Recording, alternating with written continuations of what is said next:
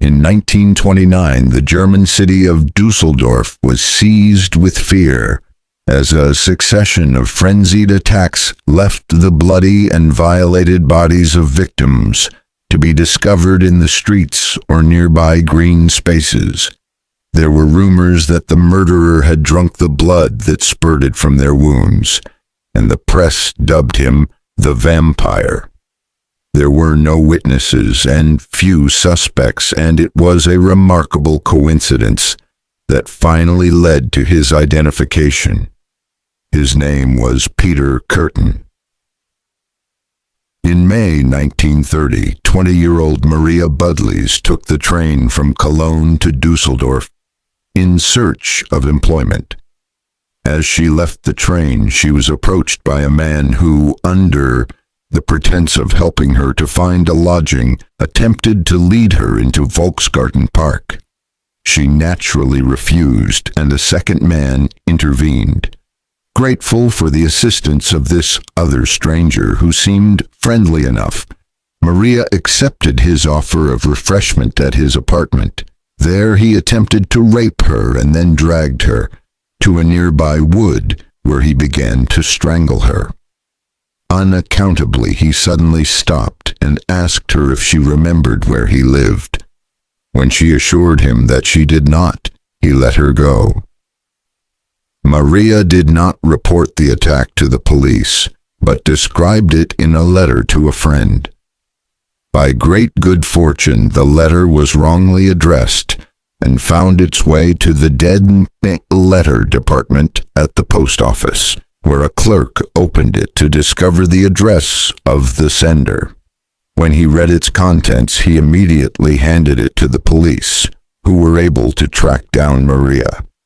She did, in fact, remember sufficient details of the man's address and was able to lead detectives there. She was shocked to see her attacker leaving the premises, which he shared with his wife, and his name, said the landlady, was Peter Kurten. Next morning, Frau Kurten went to the police and told them that her husband was the terrible vampire of Dusseldorf. It was blood that fascinated Peter Kurten.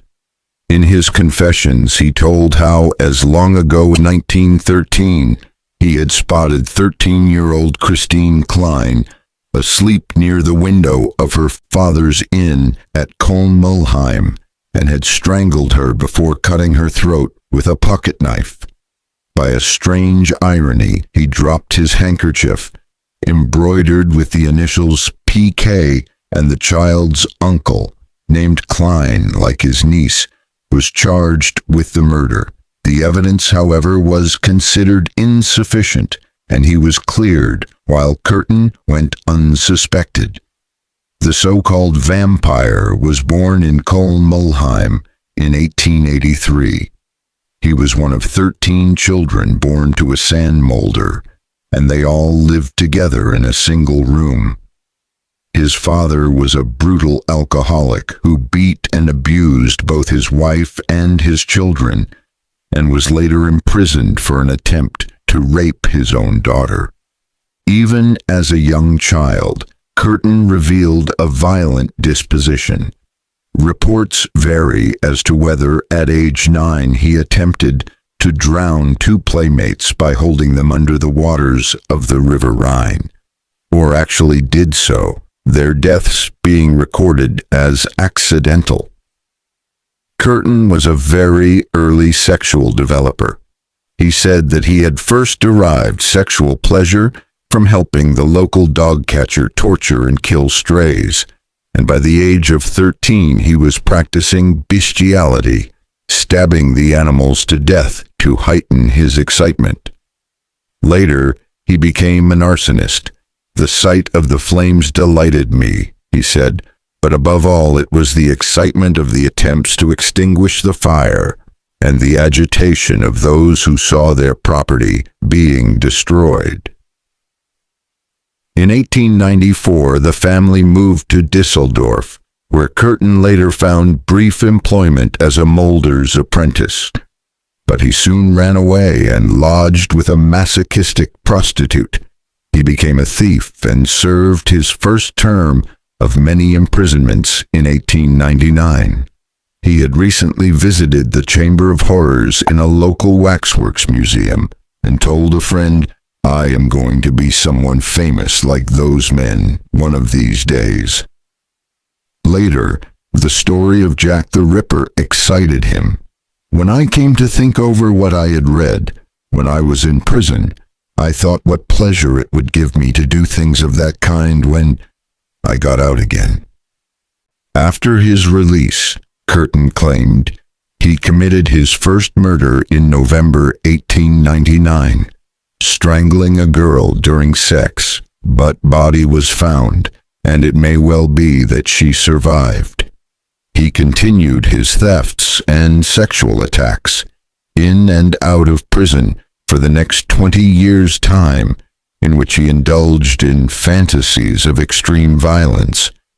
But on his release in 1921, he relocated to Altenburg, where he married and apparently settled down. Neighbors described him as a mild, I thought what conservative, soft-spoken man, a churchgoer, and a lover of young children. Nevertheless, pleasure it would, he was twice charged with sexually assaulting servant girls.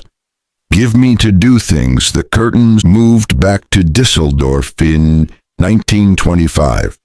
In the following 3 years, he later, of that kind when claimed, he was responsible for 4 attempted strangulations of women and a string of fires. I got out again.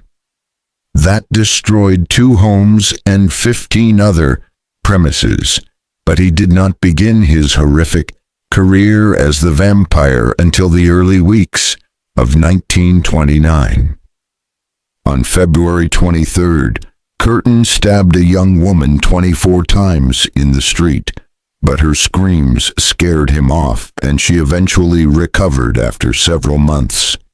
A week later, the body of 8-year-old Rosa Oliger was found behind a hoarding on a construction site. She had been raped and stabbed 13 times with a pair of scissors. Kurten had returned later and had attempted to burn the body by dousing it with kerosene and setting light to it. And on the night of February 12th, a drunk named Rudolf Scheer had the misfortune to stumble against the killer, who turned and stabbed him repeatedly with the scissors. Over the next few months, Kurten satisfied his lust with compliant servant girls, who nevertheless protested vigorously when he attempted to heighten his pleasure with playful strangulation. On August 11th, however, he met Maria Hahn and took her for a walk by the river before leading her into a field where he choked her and stabbed her in the throat with his scissors. She begged him to spare her, but he stabbed her repeatedly, 20 times in all, rolled her corpse into a ditch, and covered it with undergrowth. The following day he returned to the scene with a shovel to bury the body. After his arrest in the following year, he said, I went to the grave many times afterwards, and kept improving on it, and every time I thought of what was lying there and was filled with satisfaction. In the following days, at least 2 women and a man survived stabbing attempts. Then, on August 24th, Kurten came upon 2 young girls, 13-year-old Louise Lenzen and 5-year-old Gertrude Hamacher. He lured them into a field, where he strangled and stabbed Louise and cut Gertrude's throat. The next day, Gertrude Schulte was accosted on her way to a fair by Kurten, who crudely suggested sex. When she said she would rather die, Kurten replied, Well, die then, and he drew a knife and stabbed her several times before fleeing. She was able to give the police a description of her attacker, but they had nothing else to go on. During September, there were 3 more assaults on women, one of whom was pushed into the river. but all survived. On September 30th, Kurten changed his choice of weapon. He left home in the evening with a heavy hammer in his hip pocket, accosted Ida Reuter at the train station, and invited her for a drink. In the darkness, he struck her on the right temple with the hammer and dragged her into a field.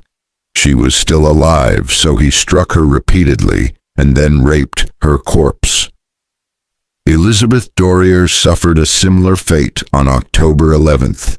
Kurten picked her up outside the theater in Dusseldorf, and they took a train to nearby Grafenberg, where he killed her with the hammer and left her body in a field. His last known killing took place in the early evening of November 7th. He lured 5-year-old Gertrude Albermann into a vegetable garden, where he strangled her and stabbed her 36 times. It may well be his admiration for Jack the Ripper that then led him to send a sketch map to the newspaper Freshet with details of where to find Gertrude's body, as well as that of Maria Hahn. The police had also received anonymous correspondence after Maria's death, and a handwriting comparison showed that they had come from the same hand. During the first months of 1930, a further series of violent attacks and strangulations was reported, until in May, Kurten's assault on Maria Budleys led to his arrest. He was charged with 9 murders and calmly gave a detailed confession. In court on April 13, 1931, he wore a neat suit, shirt, and tie, and it is said smelled of eau de cologne, the very picture of a respectable citizen. He gave an account of his terrible childhood and entered a plea of insanity. This was rejected, and after 8 days the jury took only 90 minutes to declare him guilty, and he was sentenced to be beheaded. Awaiting his execution, Kurten talked freely with Professor Karl Berg. The psychiatrist was struck by the serial killer's frankness and intelligence and his ability to recall his criminal activities over the past 20 years. He told Berg how he had stared with desire at the bare throat of the police stenographer who took down his confession and longed to strangle her. During his trial, he had stated, "I did not kill either people I hated or people I loved. I killed whoever crossed my path at the moment my urge for murder took hold of me." Kurten ate a hearty breakfast before his beheading on July 2nd, 1931, and on the scaffold he turned to the executioner and asked, "Will I still be able to hear for a moment the sound of my blood gushing?" "That would be the pleasure to end all pleasures."